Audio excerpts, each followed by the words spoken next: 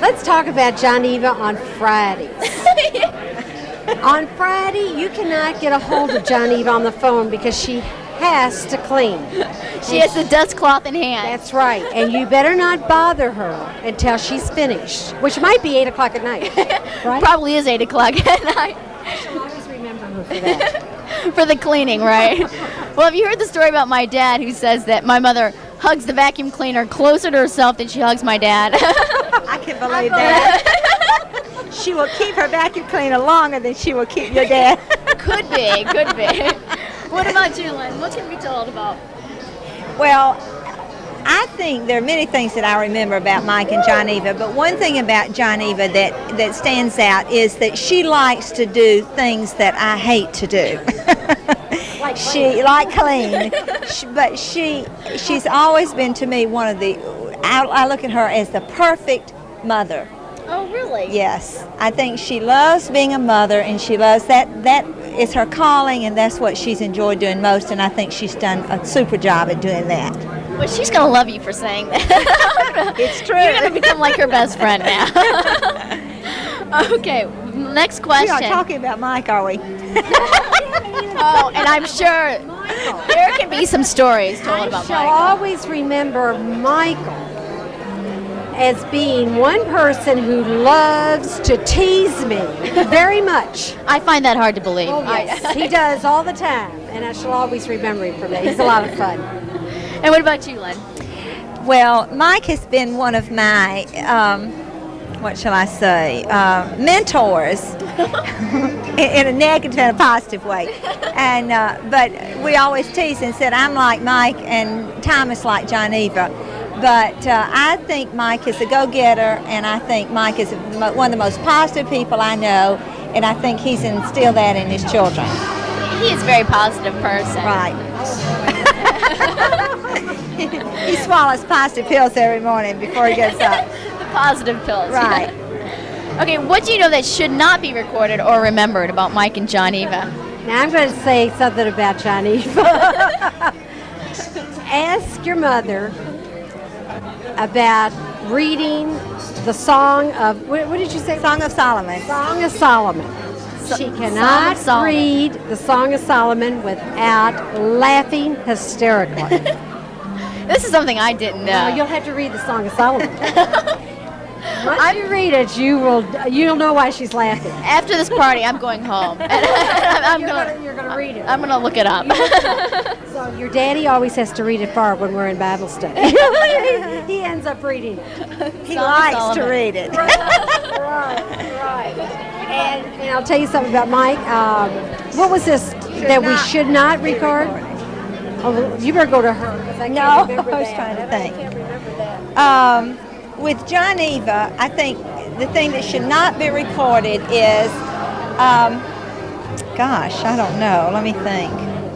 Well, what about Mike? I'm sure there are many to tell about Mike. Oh, I think with Geneva, the thing that should not be recorded is the day that she took her cleaning in the station wagon and left it, and it got stolen from the back of the car. And I never knew And all of Mike's suits were in there. Oh, the dry cleaning Yes, the saga. dry cleaning saga. That's the thing she wants to forget, I'm sure. Yeah, she would like to forget that, and as well as all her children would like to forget that too. And I think Mike is the thing that should not be remembered about Mike is that you can't, if Mike tells you, I sent Mike a check for my symphony tickets, and Kathy I had to deal with Kathy to find out that she really had gotten the tickets. He kept calling because Mike didn't know the tickets were there. So Mike's like me.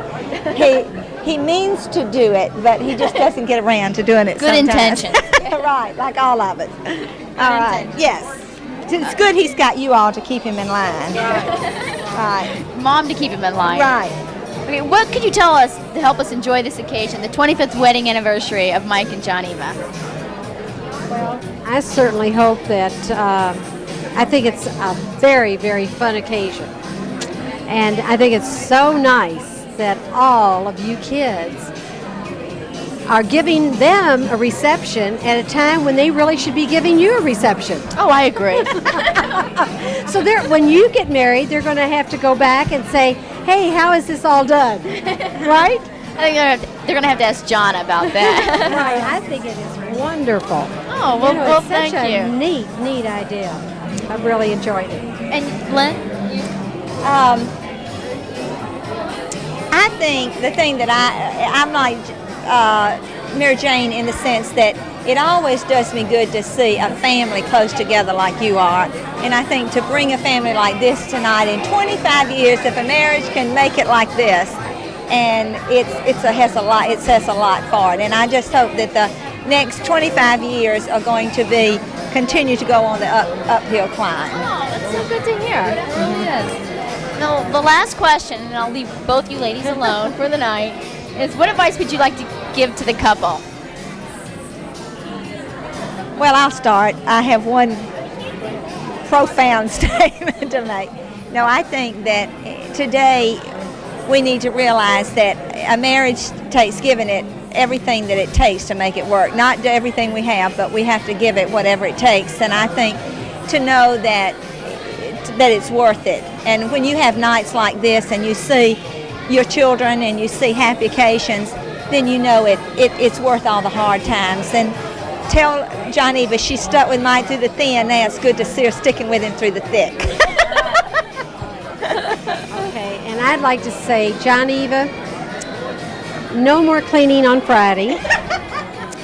Mike, no more traveling on Friday, and let's get together and have our golf games and our dinners. We had not had it all summer long. Because both of them have been busy. So have we. I mean, either one or the other is not home. So let's get going, John Eva and Mike. These next years, we got to do that. I think she can rearrange the cleaning. I really do. I hope. Well, thank both of you very much. Enjoy the evening. Thanks. It's on. Oh,